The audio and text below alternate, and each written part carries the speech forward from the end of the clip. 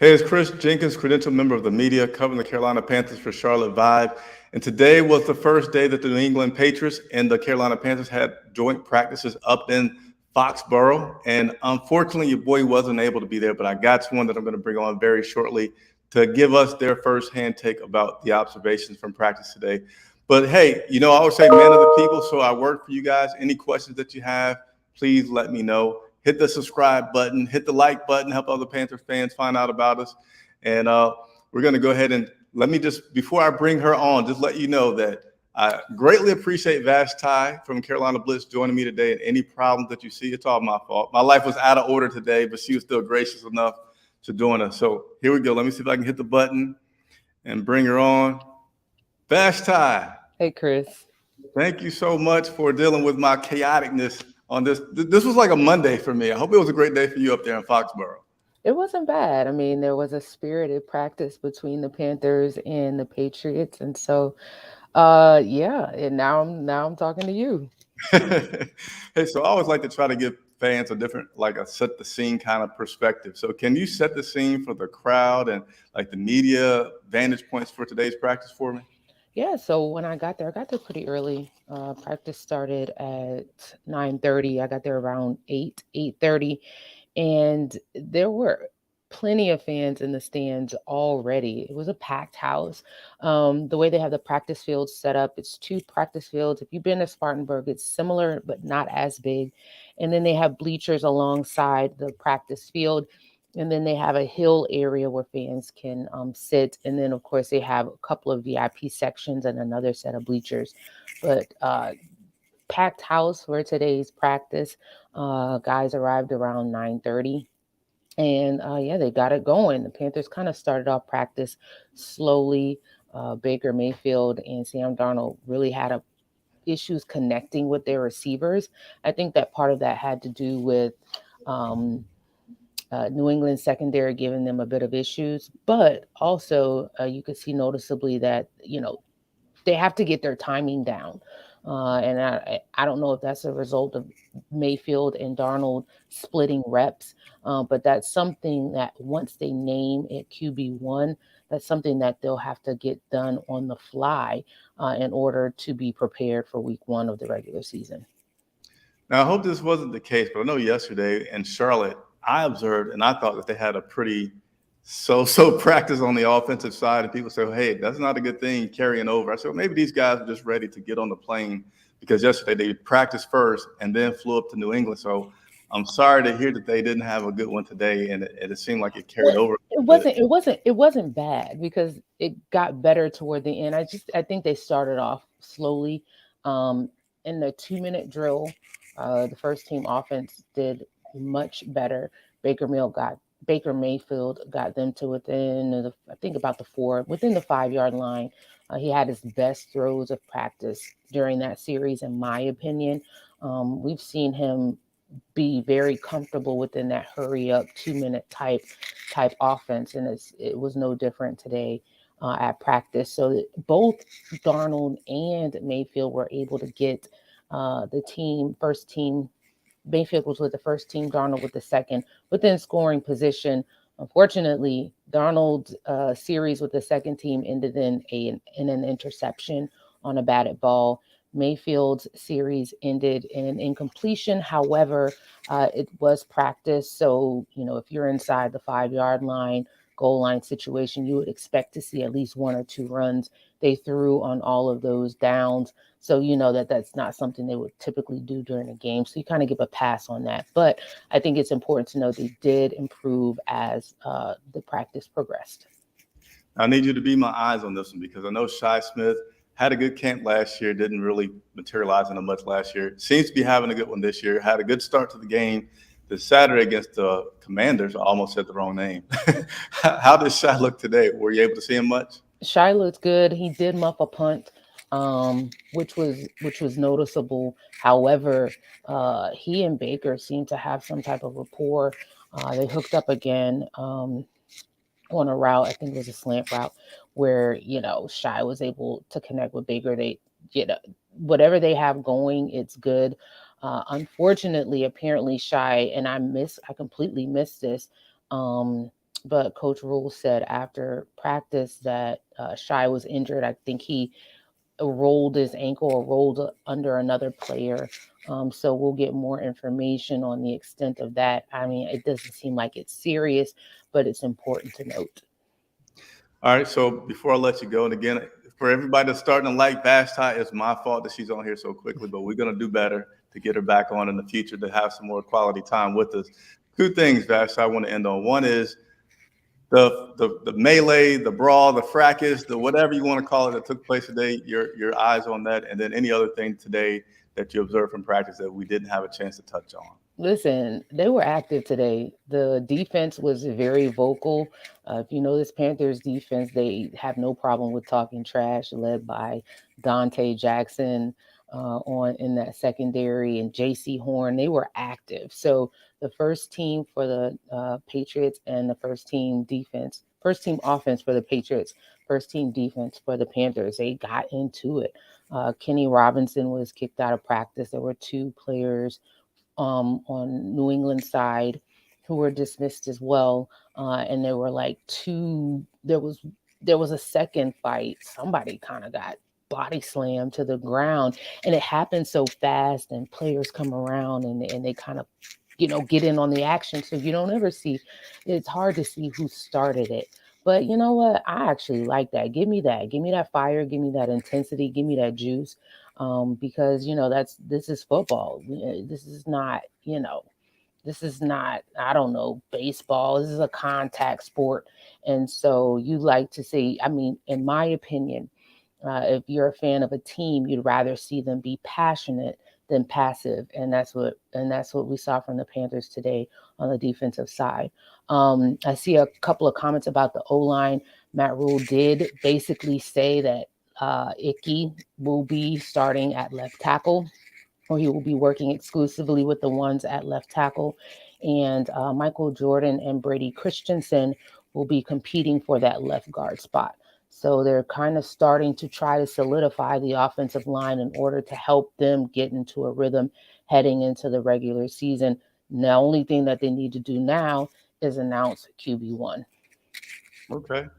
Well, I hate to be a man of my word, but I have to keep you to your time limits because you have other obligations. Thank you so much.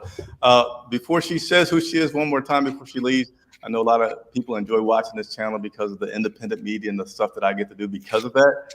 Vashti is in the same boat with her media, so very good reason to check her out. But go ahead, Vashti, let them know about you and how they could continue to watch you and your coverage of the Panthers. Well, you can check out all of our stuff. It's Carolina Blitz. So if you look on Twitter, Instagram, YouTube, we're social on Facebook, and then at carolinablitz.com, of course. I just posted my observations from today's practice, so you can check out what I saw there as well. Thanks, Chris, for having me. Hey, I'm sorry. I am going to squeeze you one more second. Oh. You going to arrive tomorrow and practice like Kraft did today, or are you going to go old school? Well, listen, I'm sitting there and I see this huge helicopter coming down, and I'm like, bruh, that's money. That's money. And so honestly, no. Thankfully, my hotel has a shuttle to the stadium, and that's what I will be utilizing.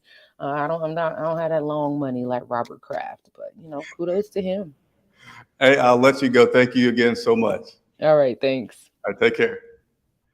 So that again was Vashti Hertz of Carolina Blitz. Appreciate her joining me. Yes, some of the bots have taken over, and they'll get out of here. But just again, in lieu of me being there, I want to honor my commitment to everybody watching and supporting Charlotte Vibe that we're going to continue to bring you coverage every single day that there's practice. And when there's opportunities for me to bring eyes that was there so I can get to more firsthand accounts for things, I'll do so like I did today. I think I have a few more notes on some things that I had from today that I was able to see. I did notice that Baker Mayfield went first today with the reps, even though they switched things up and Sam went first later on. I still feel like that's telling that Baker's going to be our guy. There was a teaching moment that everyone was able to capture after practice. So Yetur Gross-Matos, what is he in, second or third year? Defensive end, looking to be behind Marquise Haynes on that opposite end of Brian Burns. But Yetur was seen post-practice, and it was a cool moment with Brian Burns of the Carolina Panthers, of course, and then Matt Judon of the New England Patriots. And they spent not only a few minutes, but they spent, what looked like about 10 or 15 minutes going over some things, techniques look like, and giving tips for Yetur. So it's pretty cool to see the brotherhood of the NFL in effect like that. Post-game guys just want to help other guys succeed and be good at their craft. Matt Rule was asked about the offense not looking too sharp today, and if that was a product of, was that blame on the offense or was the defense looking good? He said, Matt Rule, they came here to get some lessons learned. And New England, true to Bill Belichick and the great coach that he is, they threw what he felt like was at least 7 different looks at these guys. And we're just constantly doing different things. And so you don't get so mad about that happening, because that's why you came here. You came here for that experience of getting those things addressed. And so they were. And players also talked about their preference for, hey, do we like the scrimmages, joint practices, or do we like the exhibition games? So 2 players responded to that, and I think they answered from 2 different perspectives. Jeremy Chin talked about he loves it because it gives them a chance to work on certain things and really practice on, specific weaknesses that you may have. And he likes the joint practice over the preseason games. Now, Rashard Higgins said that he does like the ability that it gives you, again, the chance to work on your weaknesses and get better at something. If it's a game, you can't do 3rd and long over again. And then do it over again until you get where you're trying to get to. You do 3rd and long, if they convert, now you go into the next situation. You just have to keep rolling with it. And but he says that he does like that part of it. But all day long, game day, the crowd, the experience, everything that goes along with a real game, he loves. So I think, Jeremy Chin, was talking more about like preseason part, game versus joint. And I think that Rashard, just by the way that he responded, he was talking more like regular season game versus practice. But nevertheless, some good information there. And do I have any other notes that I can share with you? JC Horn, monitoring our injured guys. JC Horn took part in practice today. Now, Matt Rule, believes in sports science, so they have very detailed regimen reps for guys. So JC was capped at 25 today, did all 25 of his, looked good out there. And then Vashti already touched on the point about Ikem Ekwonu taking reps at left tackle, and he's now secured that spot. Coach Rule just go and say, hey, I want the guy to earn it. He has earned it by his play. That's pretty much all that I have for you today from Foxborough. I myself am still here in Charlotte, but I will continue to bring you some questions and answers to everything that you guys have. Let me see if I can run over some questions here, see if anything was missed.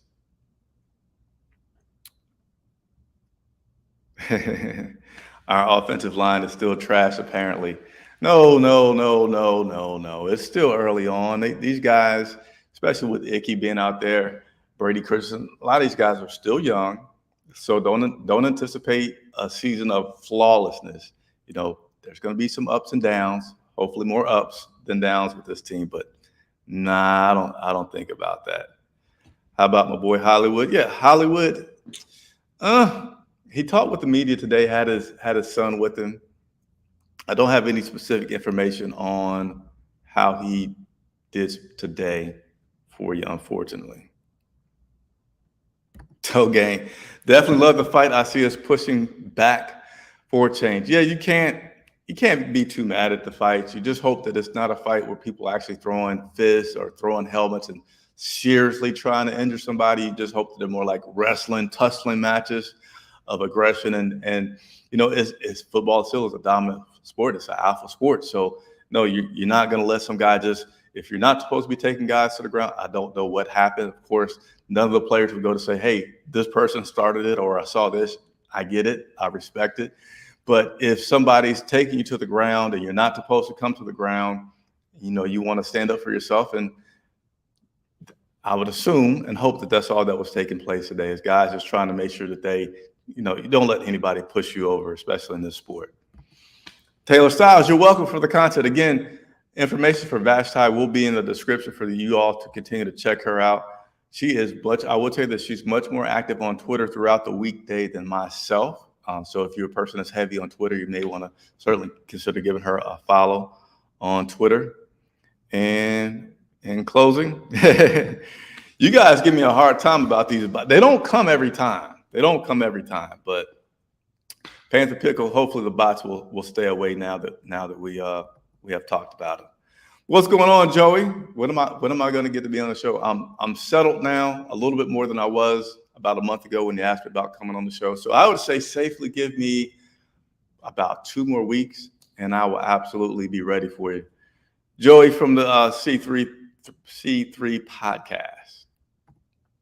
How far is Brady Christensen in the left guard battle? So Panthers Pickle, I wish you had asked that question before Vashti took off, but I don't have any firsthand observations from today, other than knowing that he's now going to be at that tackle spot. Brady is, hold on, I said it backwards. You're right, the guard spot. So I'll keep an eye on it. I'll put my ears to the ground and make sure that I can give you guys some updates on that. Appreciate the questions from you, Panther Pickle. Appreciate everybody as always for tuning in. If you can, do me a favor, hit that subscribe button. Help me get to 5,000 subscribers by the end of the preseason, before the regular season starts. So we got about 2.5 weeks for that to happen. I know you can do it. If you're already subscribed, hit the like button. Please hit the like button. That helps other Carolina Panther fans find out about me. And you noticed lately, I haven't been able to schedule the broadcast ahead of time to let you know. So that's why it's important for you to hit that bell notification along with subscribing so that you can know when I come online. All right. Thank you so much, everybody, for watching. We'll continue to have coverage every day that the Carolina Panthers are up in Foxborough practicing. And then, of course, we will have game day coverage. I'm Chris Jenkins reporting for Charlotte 5.